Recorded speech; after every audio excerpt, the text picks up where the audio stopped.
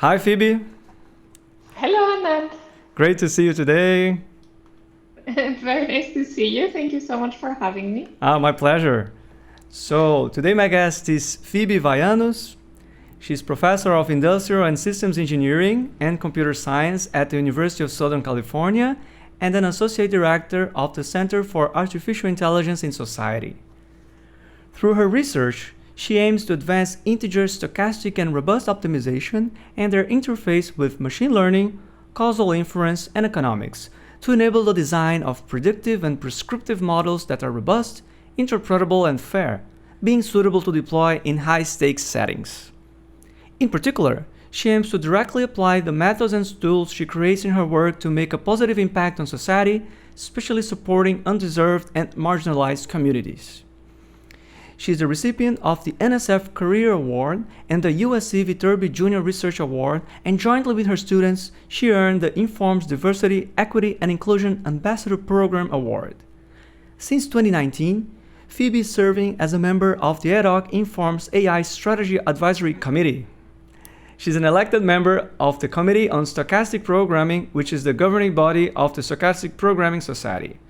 Phoebe is also the Vice President of Communications for the section on Public Sector OR at Informs. In addition, she's an Associate Editor for Computational Management Science and for OR Letters. Phoebe, thank you so much for accepting the invitation. I'm so happy that I was finally able to get you here. So, how are you?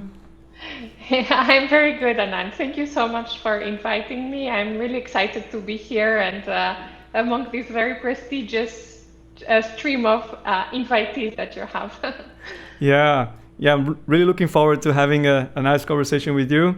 So, Phoebe, first question is, what is the correct pronunciation of your name? Okay, sure. So in English, I would pronounce my name Phebe Vayanos, but I'm Greek. So obviously there's a Greek pronunciation. The actual pronunciation of my name in Greek is Phoebe for my first name, Vayanou for my surname. So it's the beta from Greek. You pronounce it that V as so it's Phoebe. Exactly. So beta in Greek is pronounced vita, actually. So like v, and indeed, so we say Phoebe instead of Phoebe. Very interesting. Yeah. I suspected that there should be a particular pronunciation of your name. So you're originally from Greece, as you said. Indeed, I'm originally from Greece. I was born actually in Greece, but only stayed there for very few years, 2-3 years, I guess, before moving to first Spain and then Belgium, where I grew up. But both my parents are Greek. Okay, so you are from Athens or somewhere else in Greece? That's right. Yeah, I'm from Athens and I was born in Athens. Yes. Okay, yeah, I have to ask you this. Did your life change after the series Friends became popular worldwide? Actually, you'd be surprised that not many people know it. Sometimes people, when I say my name, are like, what's that? That's really strange. I'm like, you haven't seen the series Friends? So yeah, no, it hasn't been a problem. Okay, because when I mentioned to my students, hey, I'll be interviewing, Professor Phebe Vayanos, and then they said, oh, Phoebe from France. Immediately they'll do the association. I see, maybe it's a generation thing. Yeah. Right. And where did you live in Spain? In Spain, I lived in Madrid, and I stayed there for 2-3 years as well. Yeah. And what about Belgium? In Belgium, I lived in Brussels, so all capitals. Okay. I guess, yeah, many European capitals. And you stayed quite amount of time in Brussels then? Yeah, actually, so really, I grew up in Belgium in reality, so I was there from about I guess 5 years old, 6 years old or something until I was 17, at which point I left to study in the UK. So yeah, most of my childhood really was spent in Brussels. Yeah. Right. And there's a match or a game between Greece and Belgium. Which side will you support? Well, most likely the Greek side at this point. I think when I was growing up in Belgium, so I went to French school actually. So if anything, I'm more influenced by the French culture than the Belgian culture. But at that point, probably it would have been hard for me to choose between supporting France and Greece. But now at this point, I think I'm really closer to Greece. So yeah, Greece without question. Yeah. Since you lived in several countries, I wonder how many languages do you speak? So I speak quite well, I guess. So my mother tongue, Greek, then French, in which I'm fluent, having gone to a French school, having done like the entire like French schooling system, math in French and everything in French. That said, I don't speak it a lot anymore. So, yeah. I speak Spanish, having lived in Spain. Also, it's getting a little bit rusty. I think since I've been to the US, I don't practice all these languages anymore. English, of course. English, of course, and then some German. I used to be pretty good in German, but this is one I haven't practiced in a long time. So that makes 5, does it? Yeah, that's very impressive. Very impressive. Yeah, I love learning languages, and I'm really sad that I cannot practice so much since I'm here somehow. In Europe, you get more opportunities to speak different languages, to hear different languages. Yeah. So I miss that a little bit, yeah. Yeah. And what did your parents do for a living? So my parents spent most of their careers working at for the European Commission in Belgium. That's basically the reason why we moved there. They started working there when basically Greece joined the European Union, and they worked there as so dealing with issues related to imports and exports from Greece and agricultural production. So they're agricultural engineers or agronome engineers. I don't know how you say it in English. And so yeah, they had to do with anything that has to do with agriculture in the European Union, basically. Okay. And do you have siblings? Yes, I have 2 siblings. One brother that's 12 years older than me, and one sister that's 10 years older than me. My brother lives in Seattle, so in the US, and my sister lives now she just moved to Singapore like last week. Otherwise, she was in Belgium. She's married to a Belgian man, and my brother is married to a American woman. So they each stayed in their respective countries, I guess. Oh, very interesting. And what was your favorite activity when you were growing up in Belgium? Yeah, so probably my favorite activity as I was growing up was dancing ballet. It's basically my main kind of activity. I used to do it since basically I was 6 or so until I graduated from school. I love it. That it matches my personality very well, I would say, because you need to be so like precise, and it needs a lot of attention to detail, and I'm a little bit weird like that. Perfectionist. I guess, yeah, perfectionist. Thank you for phrasing it as a compliment. I don't know if my students like this perfectionism that much. Yeah, I understand. Yeah. but yeah, I found it as a good way to both relax, forget about any other stresses, and at the same time, of course, work out. Ballet, it doesn't look at it, but it's actually quite the workout. Yeah. Do you still practice ballet nowadays? Yeah, good. So I had stopped for a while after school because I had twisted my ankle quite badly, and actually you need a lot of ankle strength to be able to do ballet. But I picked it up when I was in LA.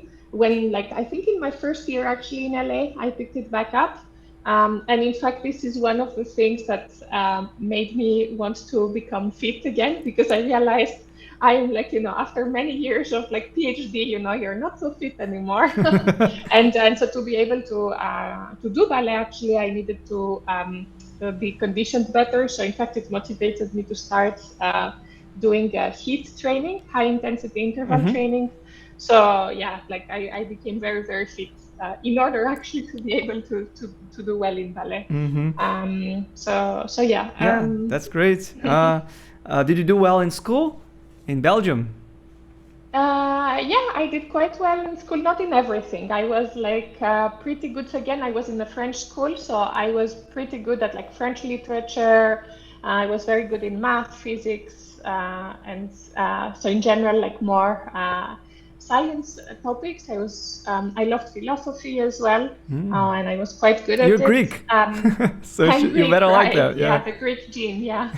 I was pretty bad in some other courses though, like history was really not my thing. So in general, anything where you had to remember a lot of stuff, I have really horrible memory. So anything where I had to remember a lot of stuff was really not good. But things where, it was more about problem solving and Logical. things like that, and reasoning and logical, then I was like, I was pretty good at it. Right. Yeah, you said that your siblings are quite older than you. How influential they were in your life? So very influential, I suppose, both of them. So yeah, I'm like their little sister, like literally a lot more little. So they really, always try to advise me the best they could in like from the mistakes they had made or things they would have done differently, right? So my sister, certainly when I was little, she was like my model, right? I wanted to be like her. I thought she had the perfect clothes. She looked so nice. I was like sneaking into her room to borrow her things, so I can look just like her and everything. Nowadays, so she nowadays she's more of a role model for like being able to combine like a career with family life. She has like 4 kids that are fantastic. And at the same time she's working, so she's really quite the role model there. My brother, on the other hand, was very influential into getting me into things like computing and STEM, and also into getting me to move to the US actually, probably. So I guess, yeah, he's the one who told my parents to give me an old computer they had. So at some point when I was like 10 years old, I had like this super old Amstrad. I don't know if you know what that is. It's like one of the like ancient computers. And so I was playing like video games and whatnot on there, like Street Fighter and Donkey Kong or whatnot. So I really love that. Later on, he got the first like Windows computer in the house. So there I got to start playing SimCity and so on. So in general, he got me all my computing experiences. Later on, he thought it would be a good idea to teach me how to code. So he taught me about C++. So yeah, very influential on those things, certainly. And also, as I was a little bit older, so maybe 15 or so, he was in the US at the time. He was working in San Diego for Qualcomm. And he's like, well, do you want to come spend the summer? And so I went there for a summer. I loved it. I don't know if you've been to San Diego. It's really nice. I've been to San Diego, yeah. And so I went there like in a summer camp doing marine biology at UCSB.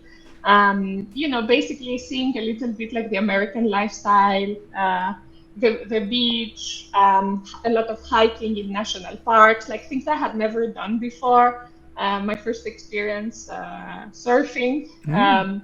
So certainly, at that point I was like, oh man, I want to move here, right? I didn't land too far.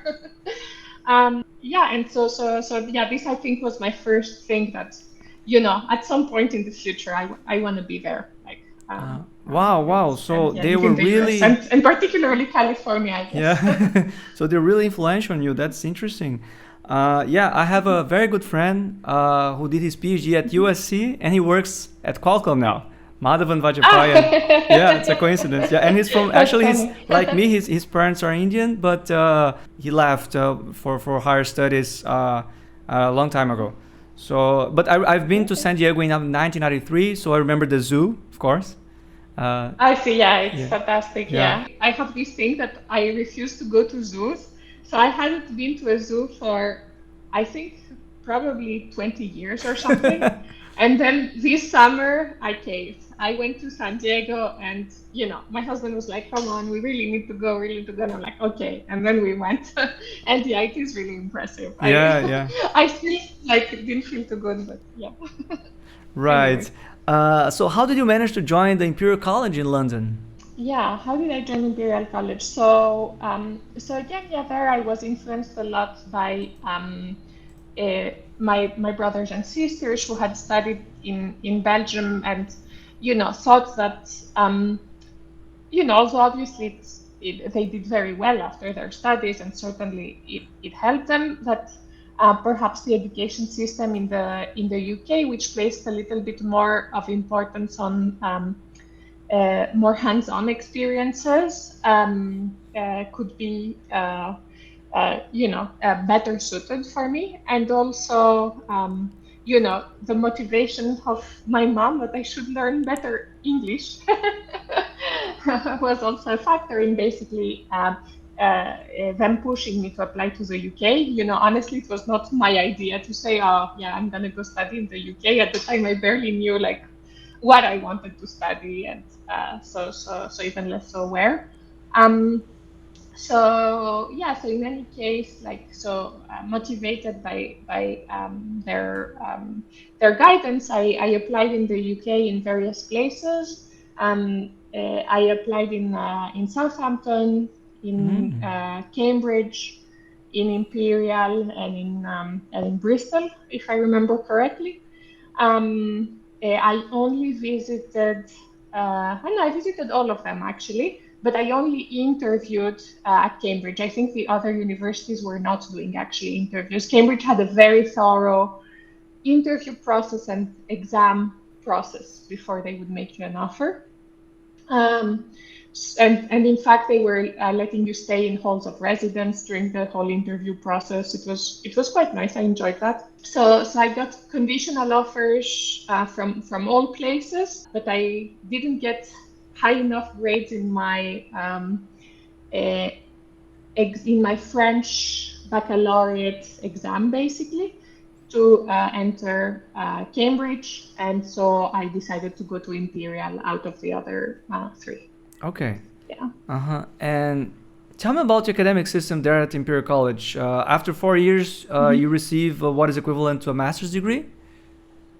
Yes, a good question. So in the UK, you could do a 3-year bachelor's and get a BEng, but people rarely do that. Usually they do an MEng, which is one additional year. So you get a single degree, which is this Master's of Engineering.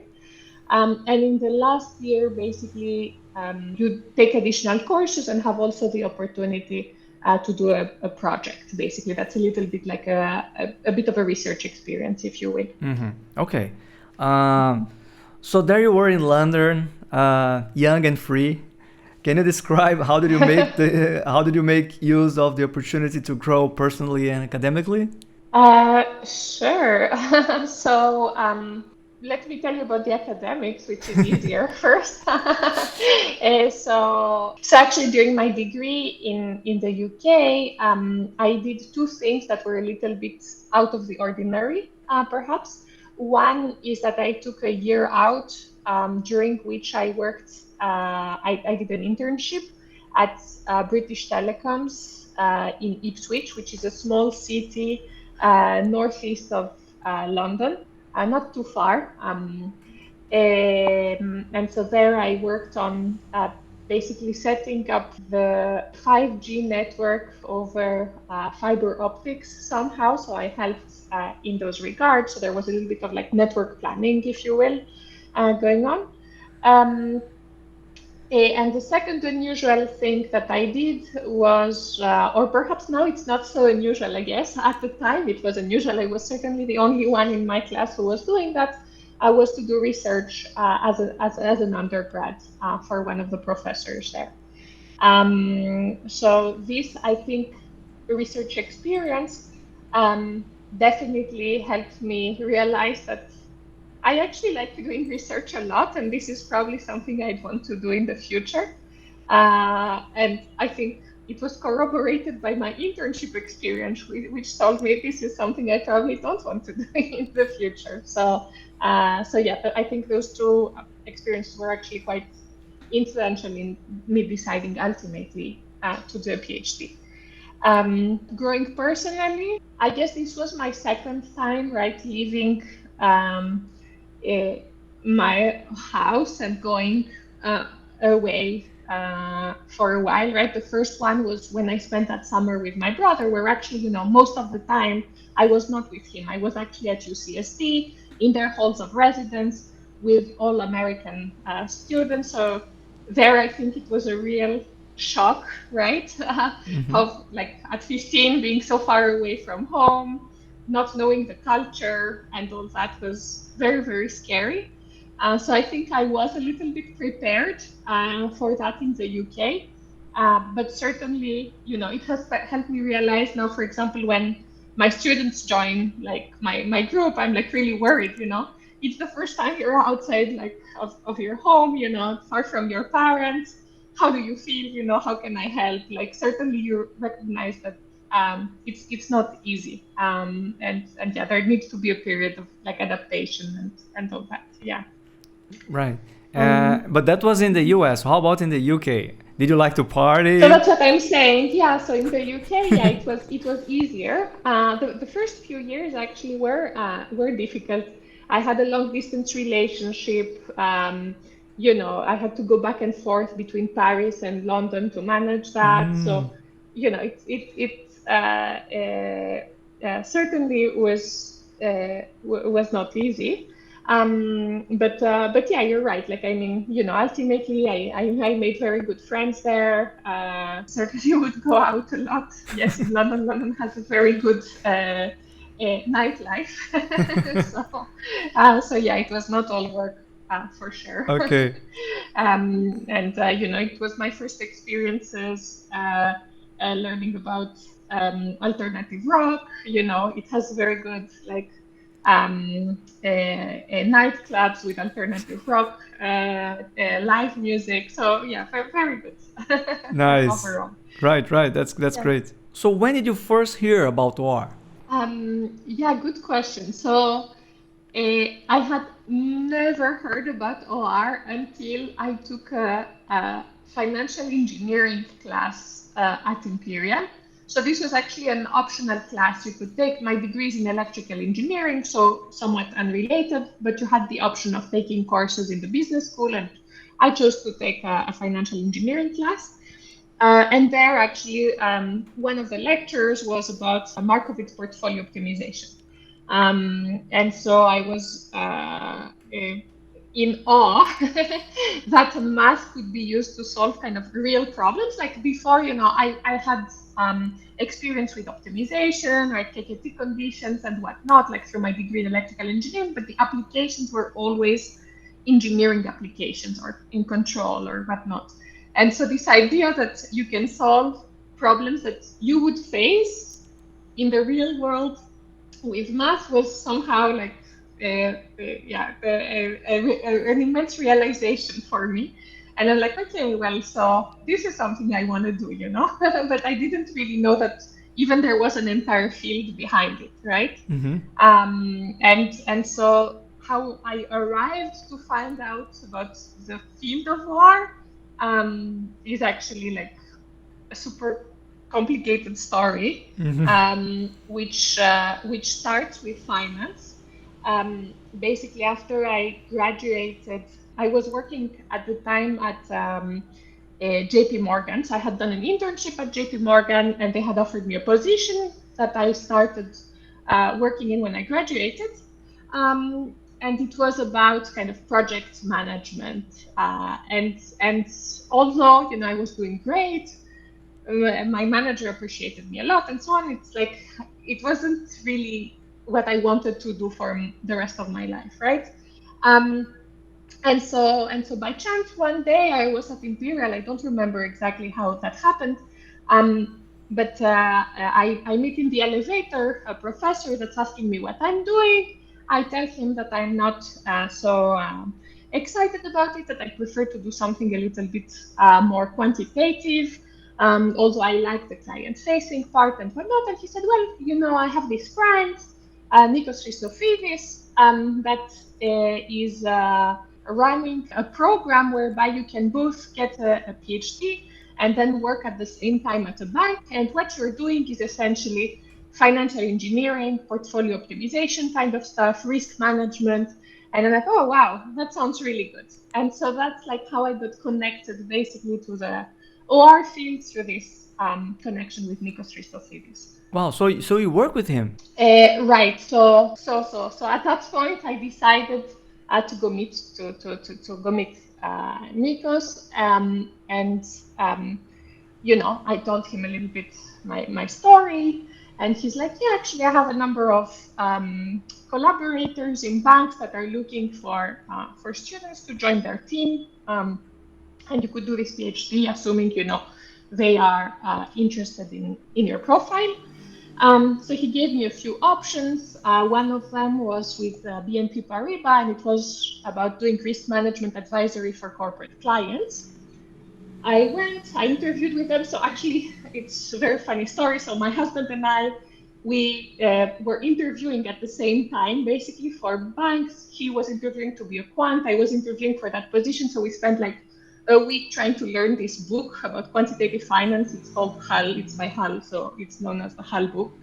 And so we sat down, learned all the stuff like Ito's lemma and whatnot, and then we went, interviewed, and both got a position at BNP Paribas. Him a permanent one, me as a student, like intern through this like PhD work program thing that Nikos was running. And so indeed, that's how I started somewhat working with Nikos. But to be honest, because this position was quite demanding, I had to work like 4 days per week at the bank, full time, 8 to 6 or whatnot. So the rest of the time I was working on my PhD, but the time was limited basically. So yes, I was working with Nikos, and at the same time with another professor in computer science who ended up as well becoming my PhD advisor, Professor Bertsimas.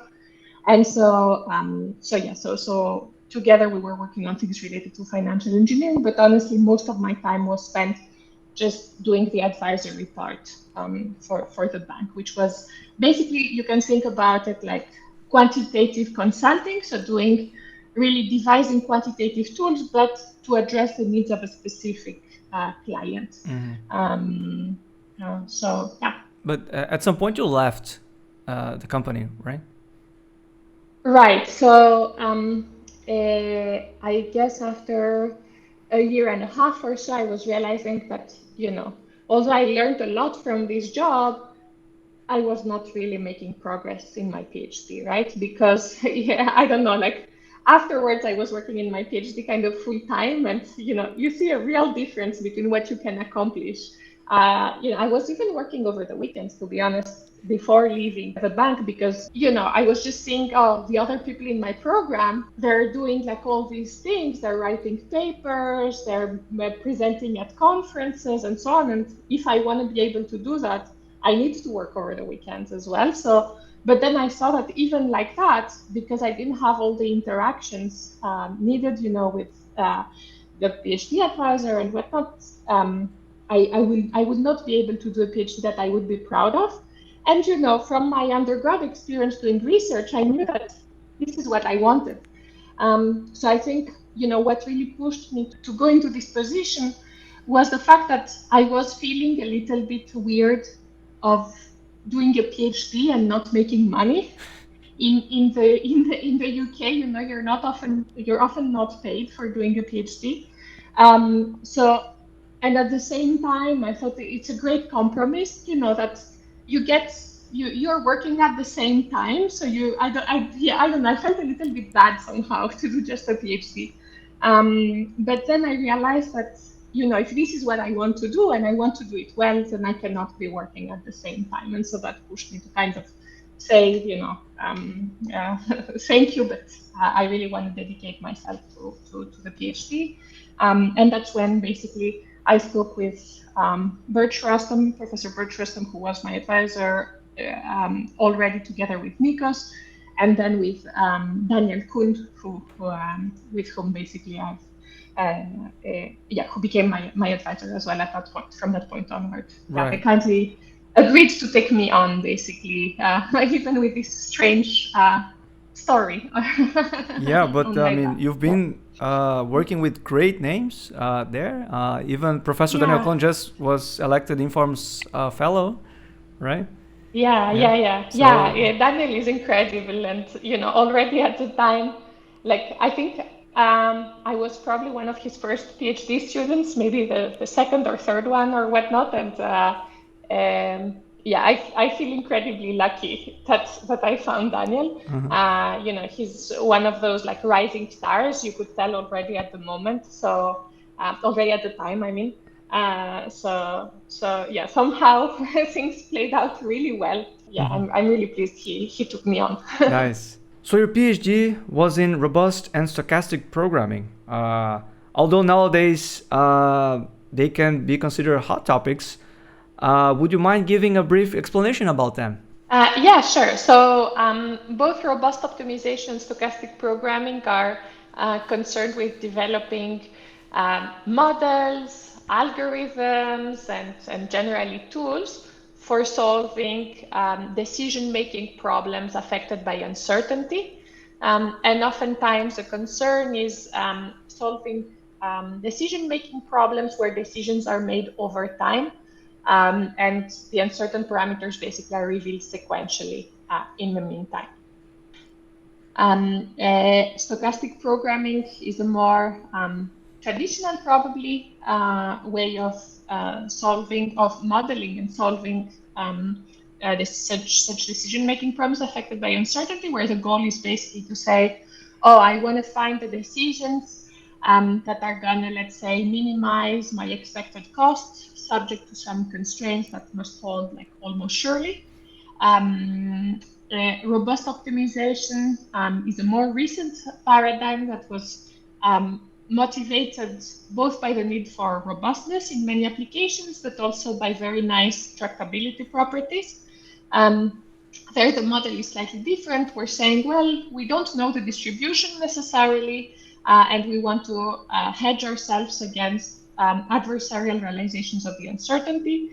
For example, then the model takes the form of trying to minimize the worst case cost subject to constraints that must hold for all possible realizations of the uncertain parameters that are assumed to lie in something that's called an uncertainty set, which would collect basically the more likely, if you will, realizations of the uncertain parameters. So I'm being quite crude here, just being a high level, just giving a high level. No, that's excellent. Yeah. Introduction. Yeah, I have some experience, but very not like you, but on stochastic programming and now in robust optimization, the context of vehicle routing. You also work with decision-dependent information discovery.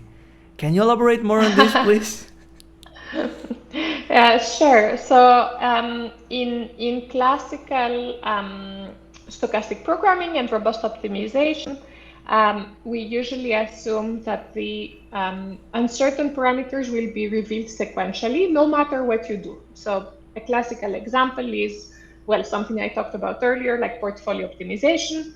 No matter how much I invest, or no matter if I choose to invest in an asset or not, tomorrow I will see what the value of that asset is, and the day after, and the day after, and so on. So their uncertainty is like exogenous, and the timing of the revelation of the uncertain parameter does not depend on my actions. In decision-dependent information discovery, the model is quite different. Let me rephrase.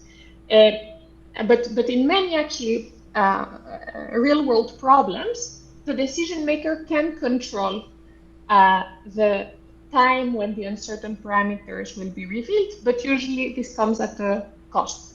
So a typical example is one that was originally discussed by Professor Ignacio Grossman, who's kind of, I think, one of the originators of all this research on decision-dependent information discovery, and certainly a leading figure in that space, is the following. He said, well, this problem comes up in offshore oil field exploration. So there you have a bunch of offshore oil fields, and for each of them, there's like an uncertain volume of oil. You can get some rough estimates by conducting surveys, but you will only find out exactly how much oil there is in these reservoirs if you actually build a very expensive platform, but that costs a lot of money.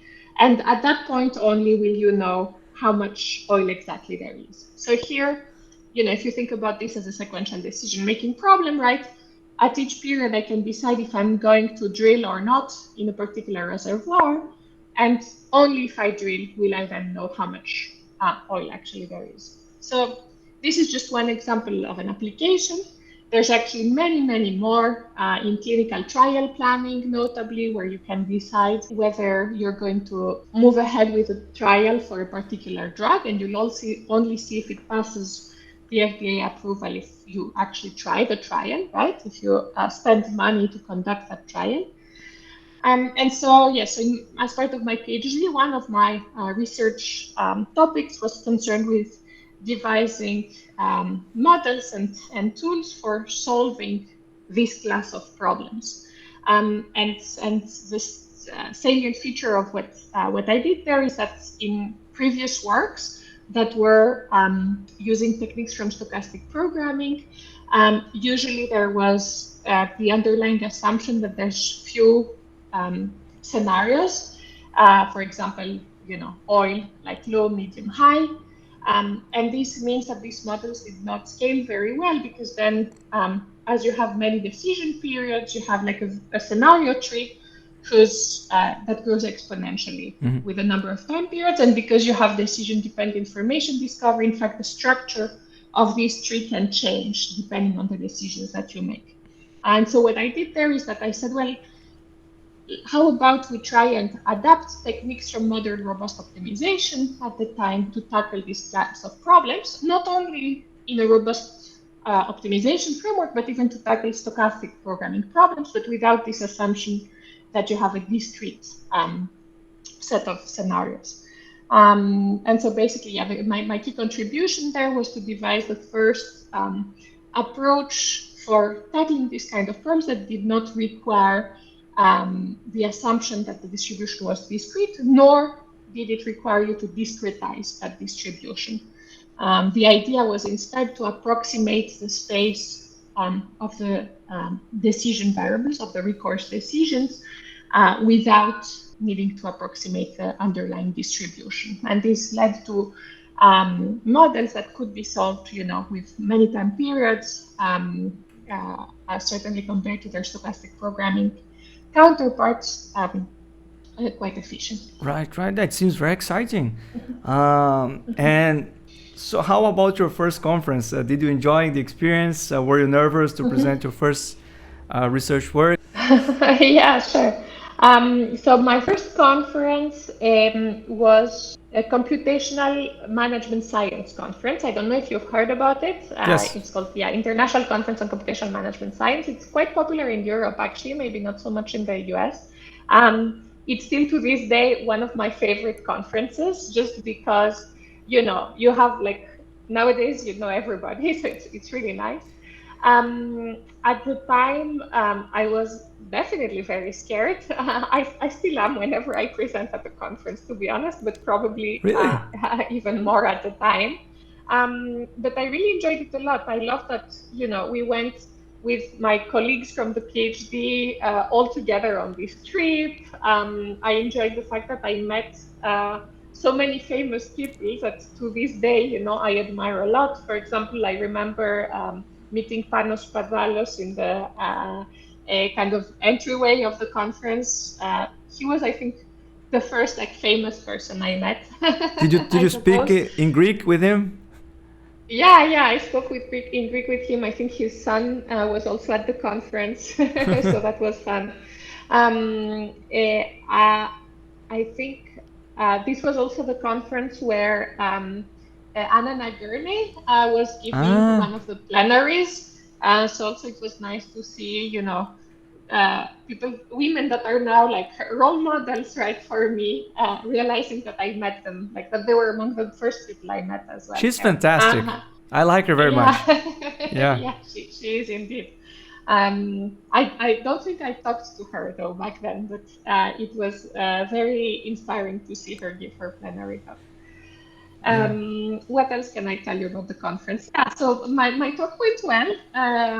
We were all very well practiced. I think at the time I had time to practice a lot on my talks. I could spend like maybe a week preparing slides and then a week repeating my presentation. So it was quite polished, but still very stressful. I remember having less attendance than I would have liked. Nowadays, I realize that it's pretty normal for our conference. We're not that good at attending talks. Yeah, I think that's about it for my experience. So. So where did you go after completing your PhD? So I completed my PhD a little bit suddenly. My PhD advisor, one of my PhD advisors, Daniel, sent me, one of those like informs email he forwarded that had this opening for a postdoc position at MIT in chemical engineering. And I hadn't finished my thesis. I had like submitted my 3 papers, I had my 3 publications and so on, but I hadn't even thought about starting to write the thesis at that point. And so, I asked him, do you think like it's appropriate for me to apply? Is it time? I was like not even realizing that the end is coming. And he's like, yeah, sure, why not, apply. And so I applied. In fact, I remember I was writing my application materials while I was at a conference in Miami. And I submit my application, and quite rapidly I get this interview. And so I prepare my job talk. I go, I give my talk, and all of a sudden I get this position, which I was not really expecting. I was like, it's MIT, they're not gonna take me probably, right? But yeah, so I had this offer in hand. I actually think I cried because I was realizing that I'm gonna say yes, and this means that my boyfriend with whom we were living at the time, I'm gonna leave him behind. So it was a very emotional time, certainly. So I actually talked a lot with my boyfriend at the time, now my husband, and we. He basically said I really should take that position. It felt really weird because I think a year earlier he was applying for an MBA. And he decided to not apply to the US and apply just to the UK so we could stay together. So it felt very weird, this whole situation, but he was really supportive and said, it's a one-in-a-lifetime opportunity. It's MIT. You should go. And so I did. Very nice of him. Yeah, he's been like super supportive in this whole like craziness of my career. So I go to Boston, take this position in chemical engineering, and honestly, it was like I learned a lot from this position. I was collaborating with BP. They were funding my research project, and it was about refinery blend planning. However, though, I was not passionate about the topic, right? So as you mentioned, right now I'm working more on things that are like related to social sciences and things like that, and healthcare. And so I was more interested in these kind of applications. And so this kind of helped me back. Like I was not enjoying my postdoc as much as, for example, I was enjoying what I was doing before, and as much as I expected, I would enjoy doing research post PhD, let's say. And so at that point, also thanks to some of my friends at MIT that kind of pushed me. They were telling me, oh, you should reach out to Dimitris. Like I was telling him, telling them basically, I work on robust optimization. He's like a legend in that field. So yeah, so I was telling them that I was not enjoying my postdoc as much as I should. I was telling them how much I would love to work with Dimitris Bertsimas, because he's like Legend. a star in robust optimization, a legend in R certainly. And how I was like afraid to reach out to him because I like Yeah, I how would understand. he know me? Yeah. When I invited But him to be a guest, I was also a bit, should I do it? So I understand the feeling. Yeah. And then I got the reply in, I don't know, immediately. I don't know if that happened to you too. Exactly, right. Yeah. So yeah, I gathered all the strength I had, and I'm gonna write this email, where I'm gonna tell him how wonderful I am and why he should work with me. So I wrote the email, it was 2 lines. I had it proofread by all the people I know, just to make sure it's as good as possible. And I sent that email, and as it turns out, it wasn't such a big deal because he replied within like 2 seconds of receiving this email. I have to admit, he revealed to me later that by this like crazy coincidence, I have the same first name and family name as the sister of a friend of his. So he thought I was her. Yes, and by the way, my name is really, really unusual. Both my first name and my family name are really uncommon in Greece. I didn't even imagine there would exist a second one. Wow. But in any case, he replied, and I went to meet him. I told him I was not who he thought I was. So how was the experience of working with him? Yeah, it was really, really enjoyable, actually. So Dimitris had a big influence, right, on I think later my research as well, and what I'm doing now at USC. I learned a lot from him. He's very caring, right, with his students. He meets all of his students, at least 1 hour per week, I would say, at least at the time. I don't know if he still has that time, because I understand he's taken even more students now. But yeah, it was a good experience. One of the things that he was telling me a lot is that I'm too negative. I think what he means by that is that I'm not confident enough. So certainly this advice has helped me try to be a little bit more confident. That's because you're working on robust optimization, and you're looking for the worst case. I mean, exactly. One would think he would also be a pessimist, right? Yeah, but it seems I'm too pessimistic. Right. So, yeah, but although I'm trying to hedge against the bad scenarios, I try still to be more optimistic about outcomes. That's great. and to take more risks. Yeah. Right. So Phoebe, it seems that your fate in life is to keep going west. There's even a famous song by the Village People called "Go West," which was later covered by the Pet Shop Boys. And part of the lyrics says, "We will love the beach, we will learn and teach, change our pace of life, we will work and strive." How did you end up at USC? And do these lyrics have any connection to what happened to you when you moved to LA? Yes, certainly. So, yes, you're right. I've been going west, and how I ended up in LA is job market. The job market takes you where it takes you, and I'm pretty happy it took me to USC and to LA. So yeah, during my towards the end of my postdoc, right, basically I was on the job market, and just like many other people, and I applied to very, very many places. the rough number is 60 places. Wow. Yeah, and I got a few offers, and I guess I chose to go to USC. I liked the location a lot. I liked the people, and I thought this was a good place where I could be successful. So I chose to go there, and yeah, I certainly have not regretted it. So do you go to the beach in addition to teaching?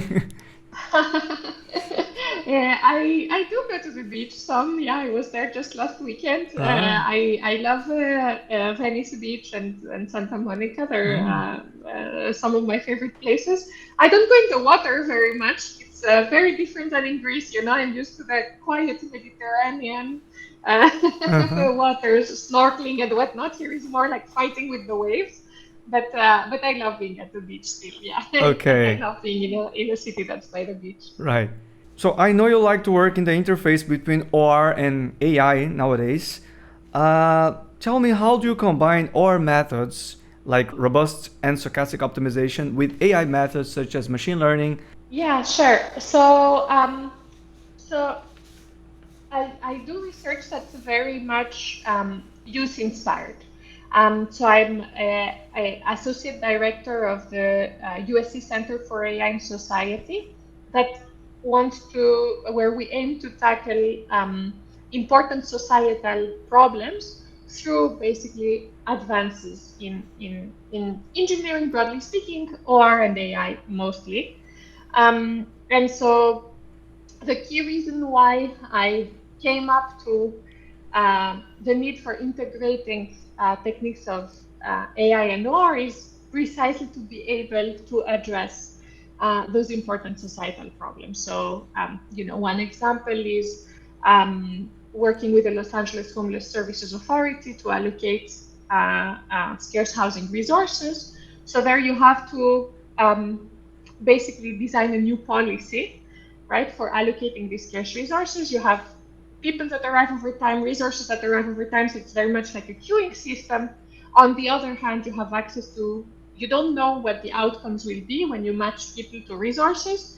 And all you have access to is what is called observational data. So this is where causal inference comes in, which helps you make inferences about basically counterfactuals. So what would have happened if instead of matching a person to the resource I matched them to, where I got that outcome, what would have happened to them if I matched them to a different resource, right? So it's about this kind of counterfactual reasoning where techniques from causal inference are helpful. And actually, if you work at this on using inspired problems, techniques from causal inference are super, super useful. And you realize that such observational data sets are ubiquitous basically in everything that we see, because we rarely have access to data from randomized trials, right? We usually just have access to data where, some treatments were applied based on some rules that people implemented that are usually unknown. Mm-hmm. Yeah. And how hard is for one to learn all the tools you generally use in your research, assuming that the person has a good background just on, say, linear and integer programming? Yeah, very good. So I would say it takes time. So it is, I don't think it is hard to learn it. Like, so for example, I learned causal inference by like reading books, right? Like my favorite book is probably the Hernan and Robbins book that's called What If. So there's some very, very good books on causal inference, for example, that can be useful in supporting you. In general, though, my students learn these tools, for example, by attending classes in other departments. Right now, we have a course at USC on causal inference that my students are taking. In general, at USC, it is very easy to learn about techniques that are taught in other departments, because USC like supports this engineering plus X idea that uh, you know it's in order to tackle engineering problems or to tackle problems in other disciplines, we need kind of this interdisciplinary collaboration. And so they encourage us to do research with people in other departments. They encourage students to take courses with people in other, courses from other departments, from other schools, and so on. And so, yeah, for example, all of my students take, or most of them, get a master's in computer science in addition to their PhD in AI. So they learn as part of this master's all the machine learning machinery and all that. So yeah, it takes time to have a broader education, but it is needed to be able to address those important societal problems. Yeah, sure. So let's talk about the 3 lines of applications that you're currently working on. Starting with the first that you already briefly mentioned, which is related to public policy, more precisely housing and organ allocation. Yeah, sure. So so currently, my collaboration with the Los Angeles Homeless Services Authority is probably my biggest partnership with an organization.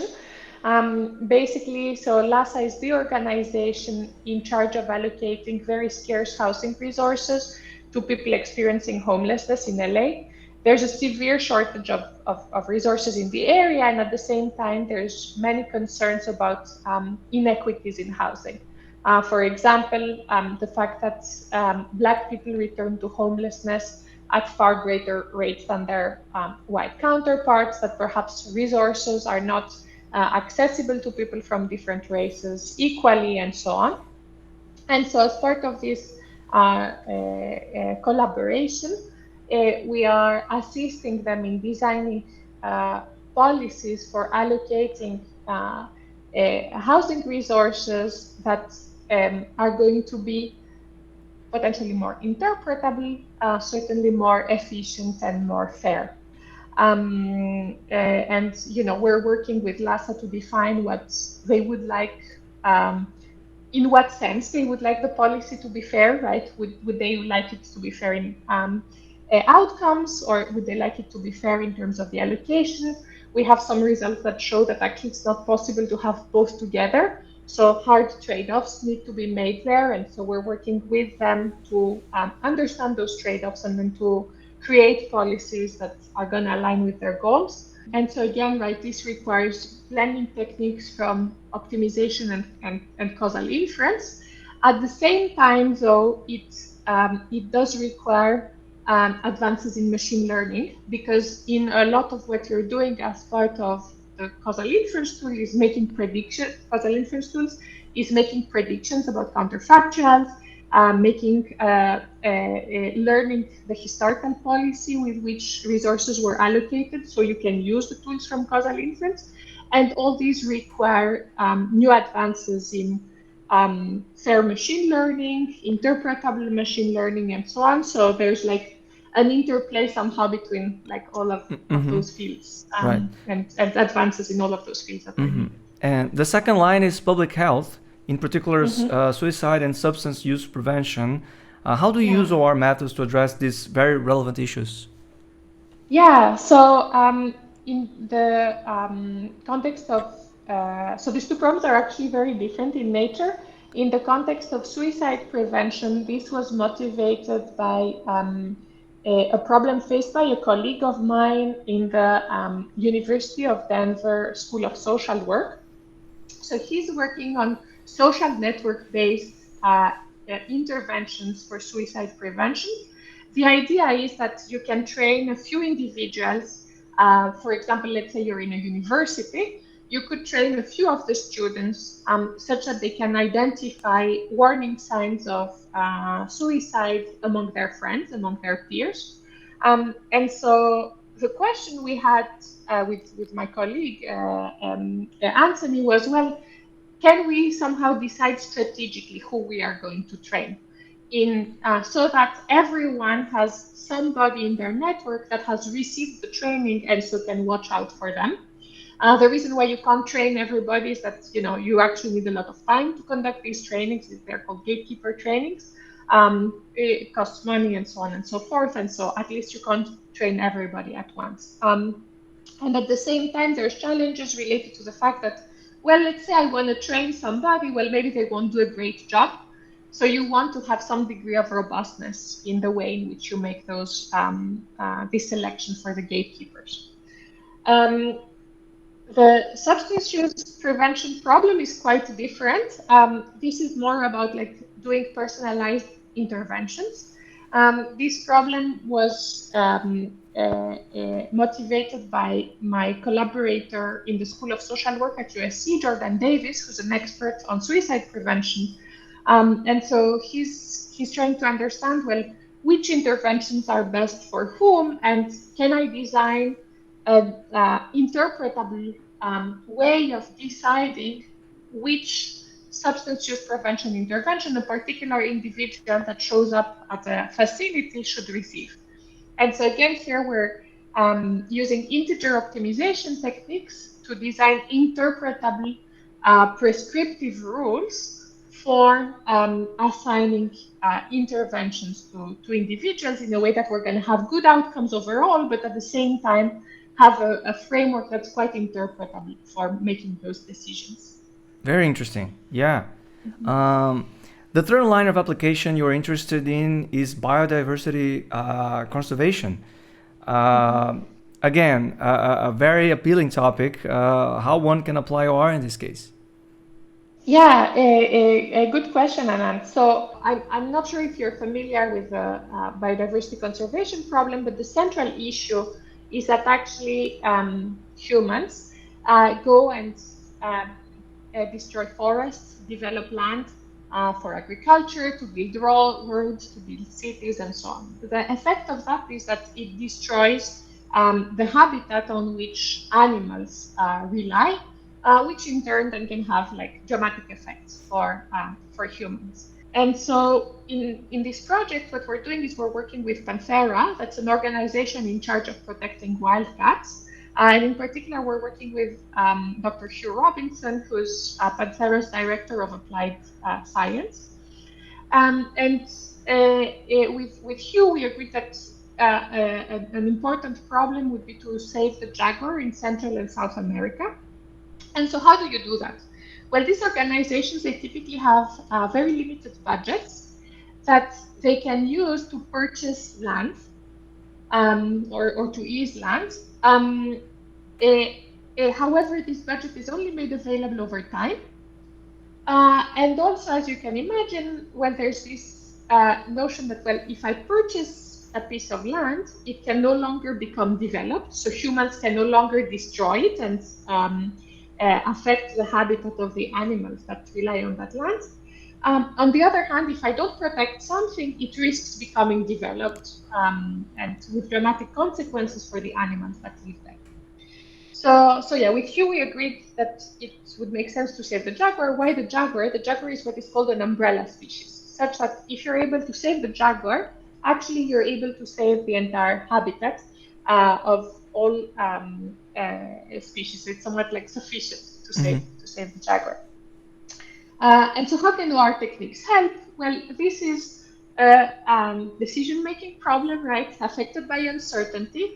And in fact, here, uncertainty is endogenous again. You see a pattern here from the PhD times, because by protecting a piece of land, precisely I'm preventing it from becoming developed in the future. And so we're devising models and solution techniques for helping organizations such as Panthera decide which pieces of land they should be protecting over time to help save a maximum number of jaguars. Wow. These are all fascinating applications. I'm really impressed. Thank you. Yeah. Can you explain how did you end up studying them, and how do you usually proceed to get partners and data for your research? Yeah, very good. So it depends very much from case to case. So, you know, the permeating theme of the problems I'm working on are problems where we have very scarce resources, whether it's housing resources or, you know, a budget to protect the jaguars. And so I'm by nature kind of attracted to these like scarce settings. I'm attracted to problems where we can have a potentially huge impact, at least I believe, with OR tools. And this is kind of how I choose the problems I work on. Now, how I identify them. Well, so I'm really fortunate to be part of the leadership of the Center for AI in Society, where I have fantastic collaborators, typically from the School of Social Work, but also through the center, right, we can attract people that are facing such important societal problem and organizations that are facing such important societal problems to assist them. So certainly my role at CASE has played a very important role in helping identify these problems and also attract fantastic students that can help address them. Yeah, and talking about the students, you seem to have a very special care for them, right? Yeah, I care so much about my students. I've been able to build a really nice research group at USC. I think I'm working right now with probably over 12 students. 8 of them are PhDs. One of them recently graduated, my first one. So I'm really fortunate. They're really incredible. They've won some very prestigious awards. 3 actually of my students have won the National Science Foundation Graduate Research Fellowship Program Award, which are some of the most prestigious fellowships a graduate student can earn in the US. I also enjoy a lot working with undergrads, actually. We have some fantastic undergraduate students at USC. One of my undergraduates has actually just got a major revision on a management science paper, which is quite Wow, unusual. very unusual. Yeah. Like we have really good students, and they've published in top AI conferences as well. So so really good. And then once they graduate, they really go on to very good places. For example, my latest undergrad actually will be joining the PhD program in industrial and operations engineering at the University of Michigan, which is one of the top Yeah, programs in the US. So I'm very wow. excited to see what he achieves there. Yeah. Yeah. So, well, Phoebe, you know that the gender imbalance is a very unfortunate fact in our field. Would you like to share any negative or positive experience regarding this issue? Yeah, sure, and unfortunately, so I've had some negative experiences of the topic, and yet I think those experiences ultimately are important realizations for us to know that we need to do more and to give us ideas of what we should do in order to close this gap. So I guess my first negative experience on the topic was when I was a PhD student, where I was at a conference. It was a control conference in Italy, actually. And by chance, I think, or by randomness, I was assigned somehow to be the chair for my session. I think the last person to present Yeah, is the that's chair the by convention default. sometimes. Yeah. Right. And so still, I thought I was a PhD student. I took it as an honor that, oh, I'm going to have the opportunity to be there to introduce the others. It felt important to me Yeah, yeah. somehow. And then, so I go, I show up at my session, and I'm early, in fact, because I'm a little anxious, to be able to do a good job as a chair. But then as I enter the room, there is someone who's sitting at the desk, and I asked them, I asked him, are you a presenter, and he's like, yeah, who are you? Are you my assistant? And I'm like, no, I'm not your assistant. I'm supposed to be chairing this session. He's like, yeah, I'm the co-chair, but I think I will chair now. You can assist me if you want, or something along those lines. And I was under shock, like that.